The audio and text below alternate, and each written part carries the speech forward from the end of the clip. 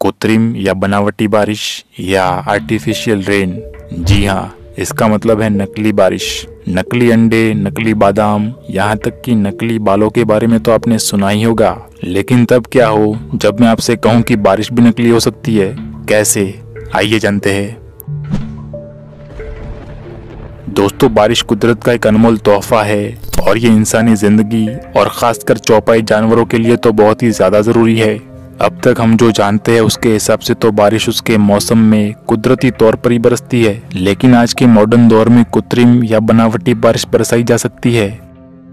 ये artificial rain आखिर कैसे बरसाई जाती है? क्या ये नई मॉडर्न टेक्नोलॉजी रेगिस्तान के रणों को हरा भरा कर सकती है? और क्या कहत साली से बंजर हो चुके, सूख चुके इलाकों का मसला हल हो सकता है? इस तरीके से क्या बारिश को कंट्रोल किया जा सकता है? और क्या किसी खास जगह पर बारिश को बरसने से रोका भी जा सकता है? बनावटी बारिश या आर्टिफिशियल रेन कैसे होती है, इसके बारे में जानने से पहले ये जान लेते हैं कि कुदरती बारिश कैसे होती है, ताकि हमें समझने में आसानी हो। तो दोस्तों, बारिश बरसने का अमल शुरू होता है हमारी इस पृथ्वी पर मौजूद पानी से। पृथ्वी पर मौजूद दरियाओं, नदी नालों और झीलों से पानी सूरज की गर्मी की वजह से भाप बनकर यानी वाटर वेपर्स बनकर एटमॉस्फेयर में या ऊपर के वातावरण में चला जाता है, मतलब बादलों की तरफ। इसको इवेपोरेशन कहा जाता है। इसके बाद वातावरण में जब इन वाटर वेपर्स यानी भाप को कोई डस्ट पार्टिकल, राख का जर्रा, बैक्टीरिया या फिर कोई ऐसा पदार्थ मिलता है जो ऊपर वातावरण में तैर रहा होता है, तो यही पानी की भाप उस पदार्थ के आजू बाजू इकट्ठा होने लगती है। इस तरह एक छोटा सा क्लाउड ड्रॉपलेट यानी बादल की तरह दिखने वाला छोटा सा कतरा वजूद में आ जाता है। अब वो डस्ट पार्टिकल या राख के जर्रे का पदार्थ जो इस बादल के कतरे या क्लाउड ड्रॉपलेट के बनने का कारण होता है, उसको क्लाउड कंडेंसेशन न्यूक्लिय कहते हैं। और इसी क्लाउड कंडेंसेशन न्यूक्लिय से भाप चिपक जाती है और दोस्तों इन्हीं सबसे मिलकर एक पूरा बादल बनता है। लेकिन क्लाउड ड्रॉपलेट के वजूद में आने के लिए डस्ट पार्टिकल, राख के जर्रे और कुछ पदार्थों का वातावरण में होना बहुत जरूरी है। अगर ये सब ना हो तो क्लाउड ड्रॉपलेट्स यानी भाप जब ऊपर जाएगी तो बादलों के अंदर जाकर छोटी छोटी बूंदों की शक्ल नहीं बना पाएगी। क्लाउड ड्रॉपलेट्स या भाप बनने की शुरुआत में साइज में इतना छोटा होता है कि वही वातावरण में मौजूद हवाओं में तैर तो रहा होता है, लेकिन फिर भी इसमें जमीन पर बरसने की काबिलियत नहीं होती। वातावरण में मौजूद ये क्लाउड ड्रॉपलेट्स या भाप एक दूसरे के साथ टकराने के बाद साइज में बड़े हो जाते हैं, यहाँ तक कि आखिर में ये एक रेन ड्रॉप्स या बारिश की बड़ी बड़ी बूंदें बन जाती है। और फिर इसी वजह से वातावरण में मौजूद हवा के लिए भी मुश्किल हो जाता है कि इन बूंदों को ज्यादा देर तक वातावरण में होल्ड कर सके या रोके रख सके। सो इसी तरह ये मोटी बूंदें वजन की वजह से जमीन की तरफ आना यानी बरसना शुरू कर देती है और इसी को हम बारिश कहते हैं। तो दोस्तों, ये था पहली बात का जवाब कि कुदरती बारिश कैसे होती है। आइए अब आगे बढ़ते हैं। दोस्तों, एटमॉस्फेयर में वातावरण में भाप या क्लाउड ड्रॉपलेट्स तो मौजूद होते हैं, लेकिन इसको बहुत सी दफा क्लाउड कंडेंसेशन न्यूक्लिय या वो डस्ट पार्टिकल या पदार्थ नहीं मिल पाता जिसके आजू बाजू चिपक कर ये बड़े बादल में बदल सके। सो इसीलिए वैज्ञानिकों ने 1946 में एक तरीका खोजा जिसकी मदद से कैटलिस्ट को वातावरण में मौजूद वाटर वेपर्स में सीड किया जाता है, यानी भाप को क्लाउड कंडेंसेशन न्यूक्लिय बना कर दिया जाता है।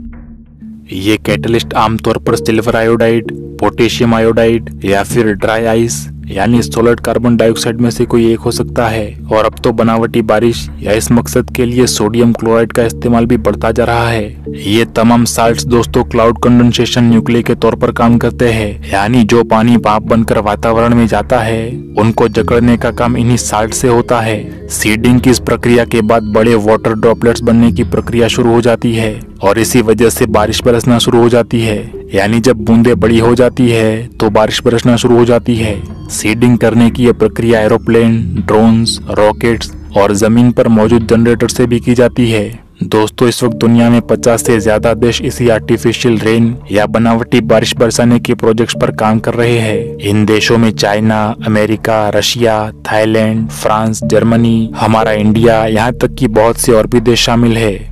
चाइना 2016 के बाद इस वक्त दुनिया के सबसे बड़े वेदर मॉडिफिकेशन प्रोजेक्ट पर काम कर रहा है। चीन ने आने वाले 2025 तक अपने 60% के इलाके पर यही बनावटी बारिश बरसाने के प्रोजेक्ट का ऐलान कर रखा है। चीन सबसे पहले तिब्बत या तिबेटियन प्लेटियों में इस वक्त हजारों की तादाद में बर्निंग चैम्बर्स बनवा रहा है, जिनकी मदद से सिल्वर आयोडाइड प्रोड्यूस की जाएगी, जिसको हवा के जरिए वातावरण में मौजूद कमजोर बादलों तक पहुंचाया जाएगा। इस बारे में ख्याल किया जा रहा है कि चाइना की ये प्लान तकरीबन 1.6 मिलियन यानी 16 लाख स्क्वायर किलोमीटर के इलाके को कवर करेगा, जो कि पाकिस्तान के साइज से 2 गुना और स्पेन जैसे देश का 3 गुना इलाका है। यहाँ तक कि तिबेटियन प्लेट्यू के इस इलाके में चीन अभी तक 500 से ज्यादा बर्निंग चेम्बर्स इंस्टॉल भी कर चुका है। दोस्तों, आर्टिफिशियल रेन या मसनूई बारिश को अमेरिका ने वियतनाम वॉर के दौरान एक हथियार के तौर पर भी इस्तेमाल किया था। अमेरिका ने मॉनसून मौसम की बारिशों के दौरान क्लाउड सीडिंग की प्रक्रिया को इस्तेमाल करके मॉनसून की बारिश को और ज्यादा कर दिया और हवा में क्लाउड कंडेंसेशन न्यूक्लियस जैसे पदार्थों को बढ़ा दिया, जिसकी वजह से वातावरण की भाप उनसे चिपक कर जल्द ही आसमान से जमीन पर बरस पड़ी। इससे हुआ ये कि नॉर्थ वियतनाम यानी उत्तरी वियतनाम की फौजों को लड़ाई के दौरान गाड़ियों के जरिए सामान और रसद की सप्लाई और जंग में पहुंचने में काफी मुश्किलात का सामना करना पड़ा।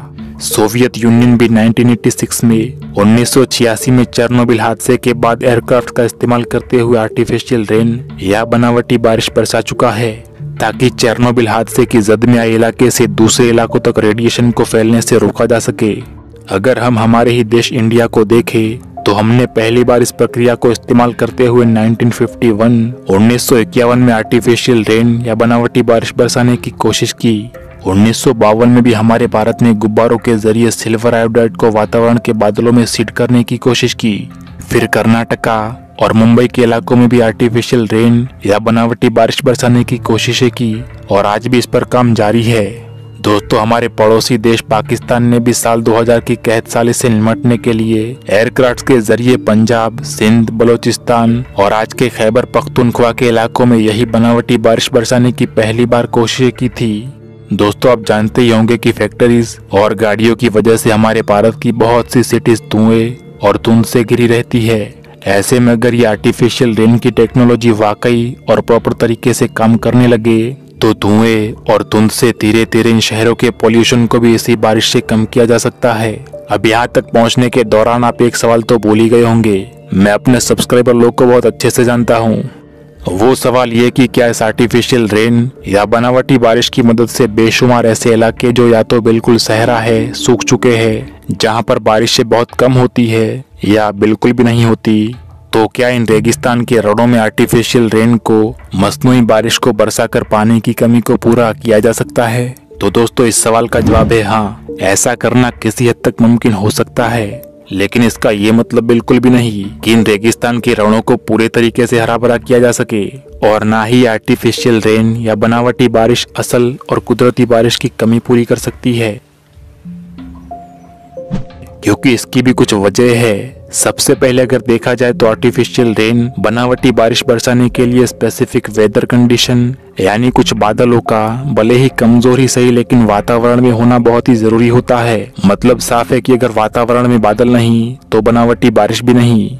यानी ऐसा तो बिल्कुल नहीं हो सकता कि बारिश को एकदम नए सिरे से बनाया जाए और बरसा दिया जाए। दूसरी बात यह कि इस प्रक्रिया से बरसाई जाने वाली बारिश की कॉस्ट बहुत ज्यादा होती है। यानी अगर पैसा नहीं तो बनावटी बारिश भी नहीं। जी हाँ, बिल्कुल नहीं। इसके खर्चे का अंदाजा आप इसी से लगाइए कि 1 एकड़ फीट बनावटी बारिश बरसाने के लिए होने वाला खर्चा कम से कम 27 से लेकर $400 पर एकड़ फीट होता है। इसलिए ये किसी गरीब देश के लिए तो किसी भी तरह फायदेमंद नहीं।